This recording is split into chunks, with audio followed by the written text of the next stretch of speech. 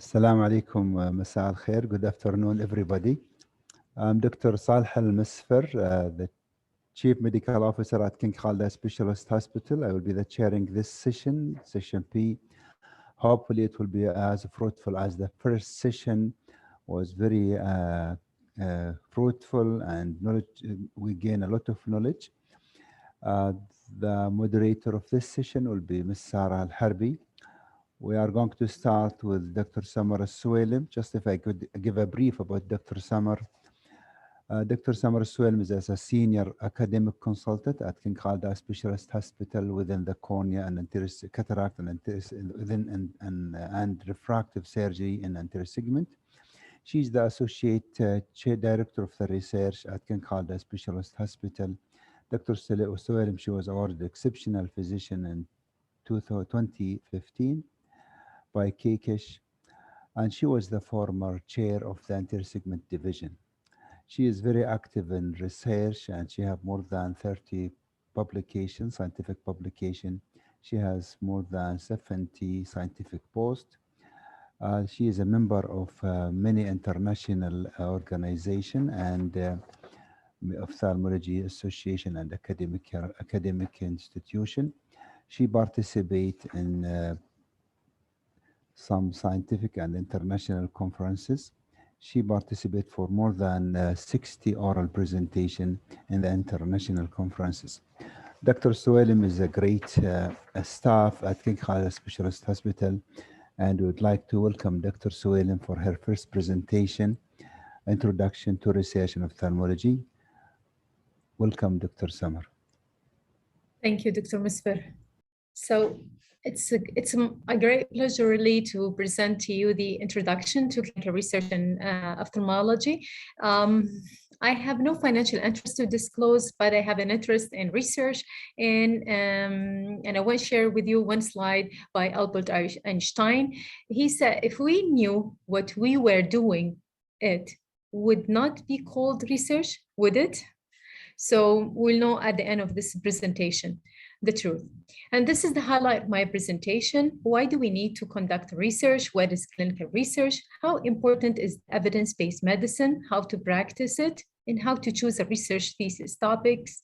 And what are the challenges facing clinical research in ophthalmology? So why do we need to conduct research? I know that most of us may fit into any one of these five reasons why we have an interest in doing research. However, allow me just to say that because we are a physician and in order to practice an evidence-based medicine, the literature should have really a good quality research. And we need to select the best research when we speak to our patients, when we counsel our patient, and to select the best methodological quality research when we transfer that to our own practice. So still we need to do research to understand how to select these answers to our patients. And nowadays, a physician who cannot read an article is equivalent to a physician who cannot take a history. So what about countries that have a limited research?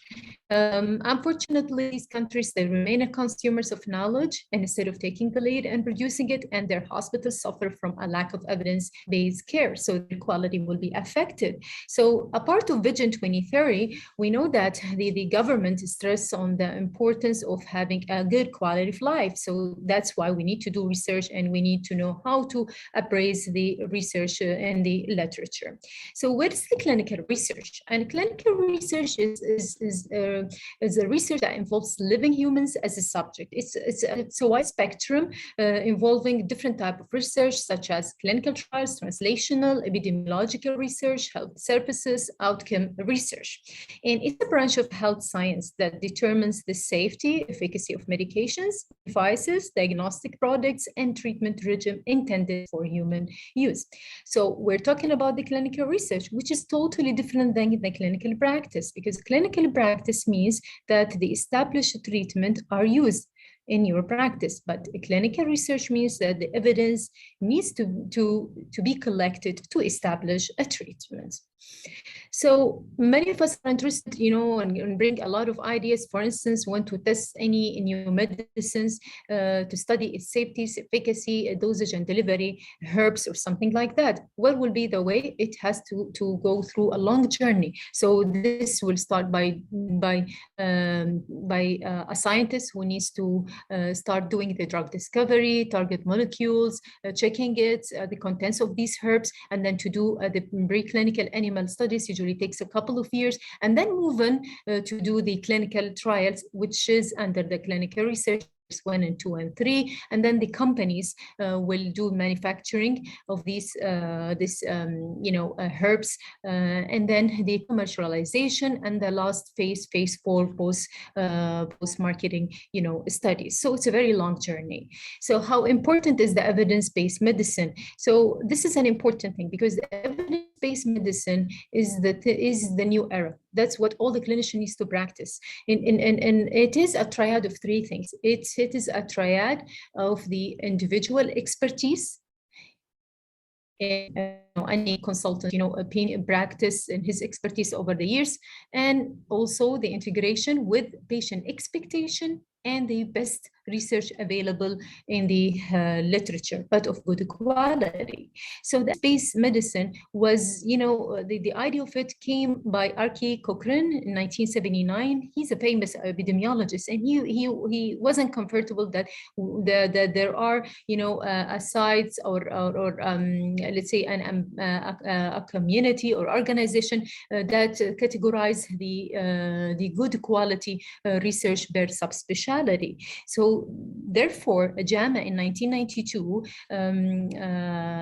group of the investigators called Evidence-Based Medicine Working Group start to bring up something called evidence-based medicine, and they introduce it to the medical community. So that was only 1992.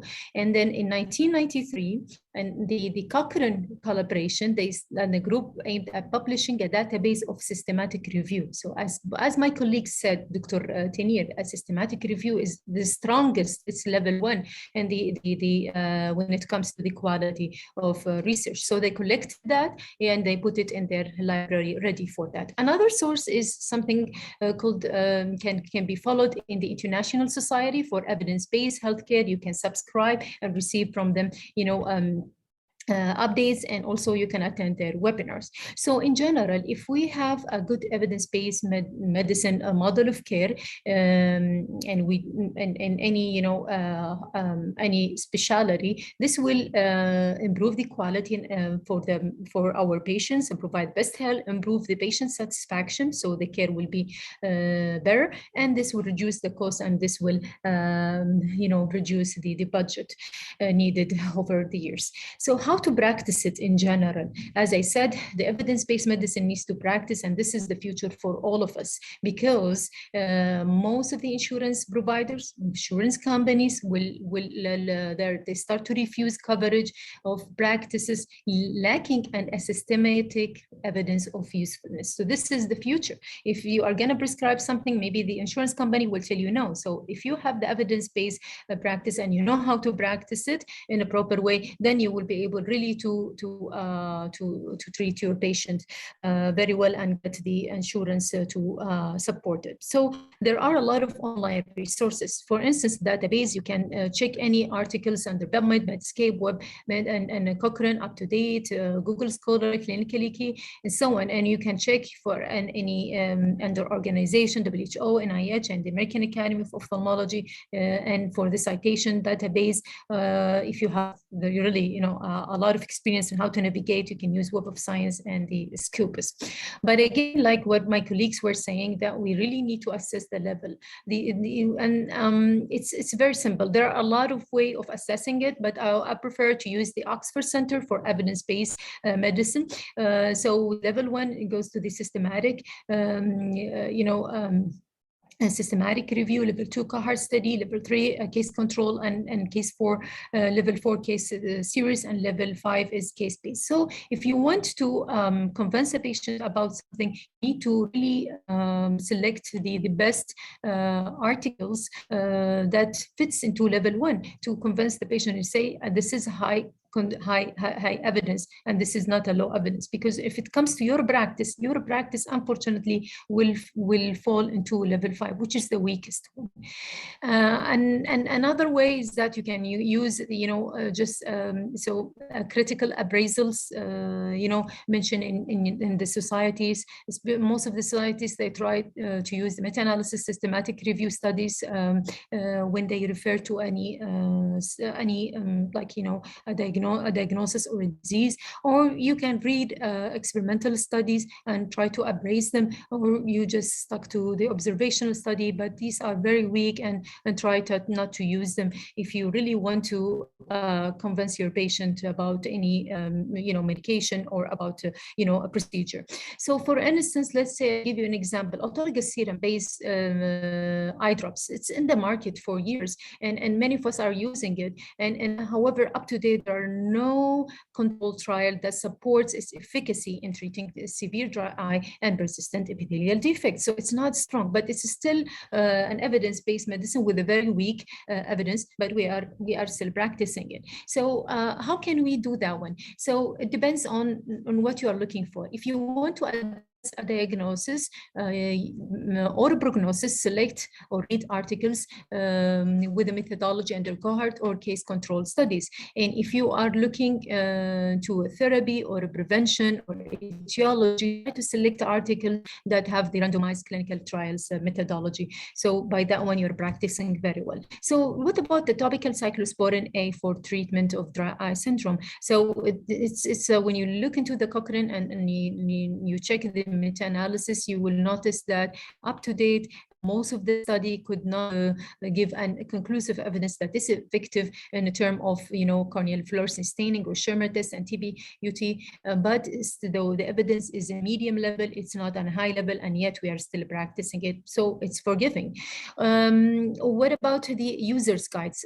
JAMA in 2002 starts to also give us some, guides and published guides in certain specialties, and they address the 3 questions. Are the results of study valid? What are the results? And will the results help me in caring for my patients? So the first 2 questions, of course, if you have a background in biostatistics and epidemiology, or you have taken courses, you will be able really to answer it. But what about the third one? It's very important because this depends on the interest of the clinician. You have to make sure about 2 things. If I read an article, I need to know, is it extensible? The data is extensible. So if the patient's seen in Los Angeles clinic, the information published in this article for a patient living in Los Angeles clinic, is it exchangeable with the subject living in Riyadh?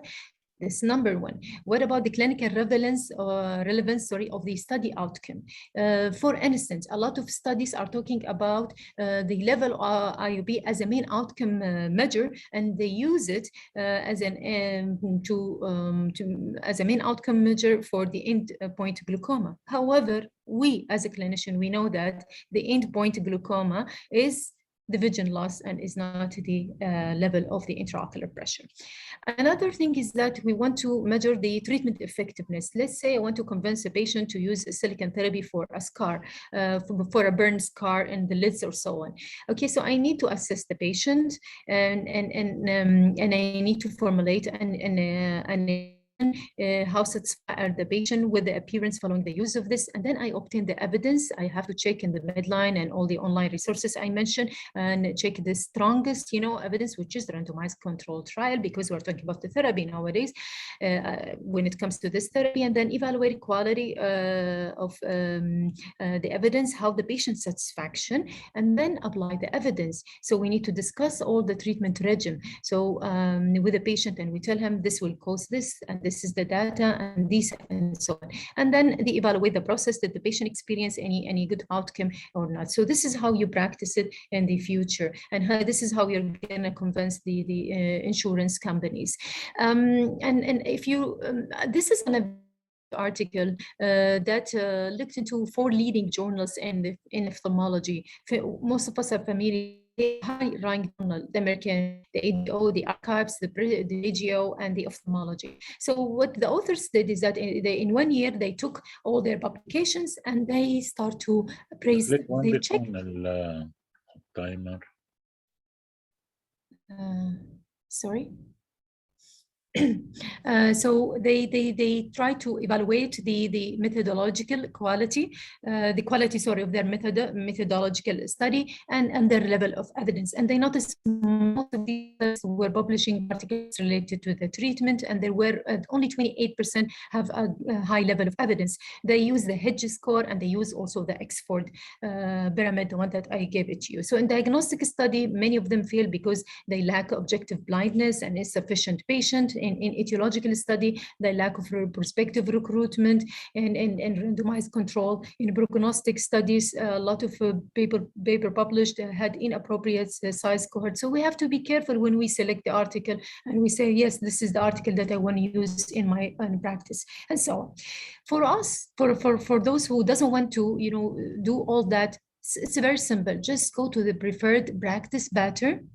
This preferred practice pattern are evidence-based statements that guide a clinician in providing optimal patient care. For instance, ophthalmologists can go to the journal Ophthalmology, or go to the website of the American Academy that start publishing that since 1985, and see if you want to read about what is the best preferred practice pattern, for instance, for neurotrophic ulcer, because in general, most of these PPP address the patient intervention, comparison, outcome, time frame, study design, or setting, and they will give you the best ever medicine practice for your career.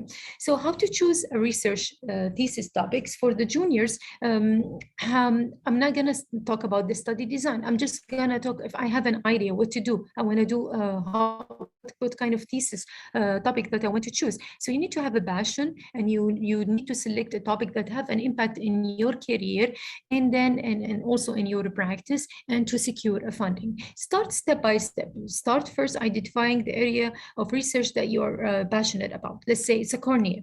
Then skim through recent articles around that topic. So I'm interested in cornea, for instance, in neurotrophic keratopathy, and then attend related webinars or seminars from experts in corresponding area. So I have to attend meetings related to the cornea or ocular surface disease, and then see what is the updates. And then I refine the topic of interest to be visible, applicable, and of high impact. So for instance, I cannot use in Saudi Arabia, I cannot formulate a thesis topic about German medication. It's recently approved by FDA, but it's still not registered by Saudi FDA. It's not available in the country. So there is no point of wasting my time trying to study its efficacy in comparison to serum PSS, for instance, okay?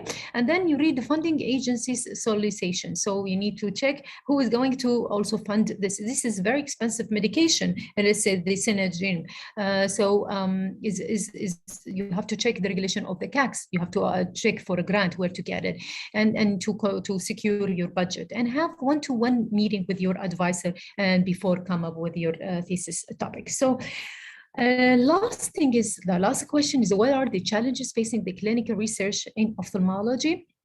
So there are a couple of and some of us have one, some of us have more than that one. It's a variable, even in the countries and even in developed countries. But there are so far two blocks. The first block is that when it comes to translating the research from basic science to human study, there are obstacles, and the other obstacle in translating the new knowledge into clinical practice.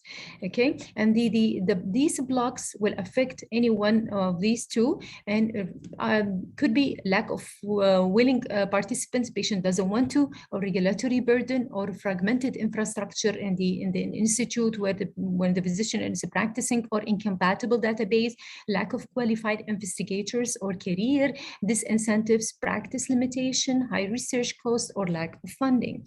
So how to overcome some of these challenges? I put some of them and reference to one of the famous article by JAMA. So for instance, we can address the public participation by making sure that the project was approved by IRB. The patient definitely will join.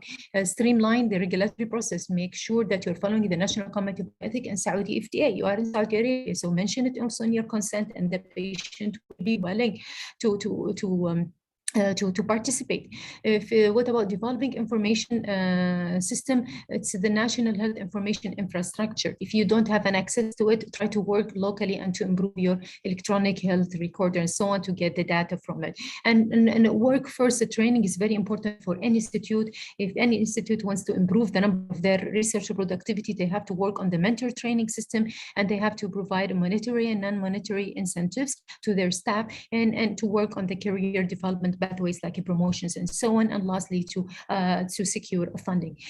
So what about in Saudi Arabia? We're not different from other parts of the world, and some of so there's an important study by Dr. Zikri et al, where they looked into the challenges faces the oncologists in Saudi Arabia, in Jeddah at King Faisal Specialist Hospital. So they sent a survey and they got response from 148 oncologists, and all of them agreed that it was a service commitment, tedious research approval process, inadequate time, and financial funding limitation. So they sent 6 closed questionnaires to them, and this is the answer. So how do you have a personal interest in conducting research? 83%. Does your service commitment allow you enough time to conduct research? Only 35% say yes. Do you find a process of approving research project within your department feasible and reasonable? 49 say yes. And do you find the process of submission and review by AIRB feasible and reasonable? 47% say yes. And is the process of obtaining financial funding for research feasible and reasonable? And 38% say yes. And should staff active in research and academia be rewarded? 81% said yes. So, and we did the same in KKESH, and we've sent a survey. Thank you for all our colleagues, the consultants, the fellows and residents. So we got a response from 90 of them. It was equal, actually, third. We're lucky. And then we sent them the same questions. So 78% of our staff have an interest. They don't have time really to practice because of their strong commitments, whether to the study or to the work. And the approval, they said it's feasible and easy, 65%. IRB approval and submission is easy, 67%. And the funding for some of them, it's not possible in 17%. And then the rewards is needed in 77% by them. So, and I would really like to acknowledge the tremendous work done by our research staff, research department here, whether they are working under the IRB section, under administration, medical library, clinical research section, research lab, and research epidemiology, and of course the IRB committee and all the members for facilitating research in KKESH and maintaining us as a #1 leading in the field of ophthalmology. And I would conclude by saying that using one of the quotes, quotes said that a wise man in China asked his gardener to plant a shrub. The gardener objected that it only flowered once in 100 years. So in that case, you know what the wise man in China said? Plant it immediately. And because it takes time. So this is to show to you how important it is to teach the fundamental of research. And in my opinion, today's residents, fellows, and medical students are tomorrow's physicians and scientists, and who, if are well trained, will lead the medical research and achieve healthcare prosperity in Kingdom of Saudi Arabia. Thank you for your kind attention.